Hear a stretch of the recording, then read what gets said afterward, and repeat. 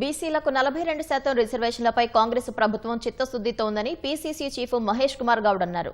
రాష్ట్రంలో మద్దతిస్తున్న బీజేపీ కేంద్రంలో మోకాలడ్డుతోందని ఆరోపించారు.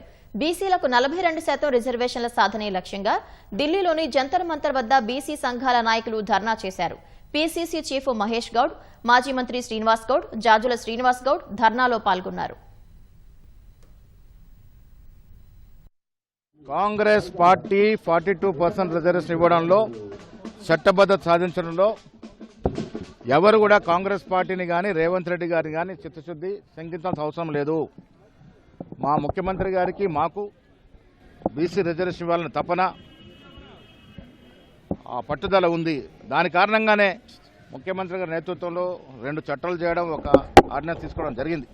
దురదృష్టవశాత్తు బీజేపీ కేంద్రంలో బీజేపీ ప్రభుత్వం ఈ 3 చట్టాలను ఆపిపెట్టింది. మనం యుద్ధం చేయాల్సింది బీసీ సంఘాలు మేమంతా కలిసి పోరాడాల్సింది కేంద్ర ప్రభుత్వం పైన, బీజేపీ పార్టీ పైన. గవర్నర్ దగ్గర బిల్లు పెండింగ్ ఉండగానే జియో ఇష్యూ చేసిండ్రు, ఆర్డినెన్స్ ఇష్యూ చేసిండ్రు, మళ్ళీ ఎలక్షన్ పెట్టిండ్రు. వరకు కూడా రాహుల్ గాంధీ గారు ప్రధానమంత్రిని అడగలేదు, ప్రభుత్వం తరఫున ఎవరు అడగలేదు. ముఖ్యమంత్రి గారు ఎన్నోసార్లు కలిసిండు కానీ ప్రధానమంత్రిని బిల్లు పాస్ చేయాలని అడగలేదు. కేవలం కాంగ్రెస్ పార్టీ మాటలకు పరిమితమైంది. బీసీలను దగా చేస్తుంది, మోసం చేస్తూ ఉంది. పార్లమెంటుగా ఎంపీ గారు, మా రాజ్యసభ మెంబర్ వద్దిరాజు గారు ప్రైవేట్ బిల్లు ప్రవేశపెట్టారు. కనీసం దానికన్నా మద్దతు తెలపండి. వాస్తవంగా 240 మంది పార్లమెంటు సభ్యులు ఉన్నటువంటి ఇండియా కూటమి కేంద్ర ప్రభుత్వం మీద ఒత్తిడి తీసుకొచ్చి పార్లమెంటును స్తంభింపజేయాలి, కానీ వారు ఆ పని చేయడం లేదు. అదేవిధంగా ముఖ్యమంత్రి రేవంత్ రెడ్డి గారు ఇవాళ ఇప్పటికీ పార్లమెంట్ నడిచేటప్పుడుకు ఢిల్లీకి 3 సార్లు రావడం జరిగింది.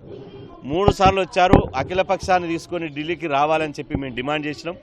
ఇంతవరకు అఖిలపక్షాన్ని తీసుకొని రాలేదు. నరేంద్ర మోదీ గారు నేను బీసీ బిడ్డనే అంటాడు, కానీ బీసీ బిల్లుకు ఇవాళ ఆమోదం తెలపడం లేదు. దానికి సంబంధించినటువంటి కేంద్ర మంత్రి కిషన్ రెడ్డి గారు బాధ్యత తీసుకోవాలి.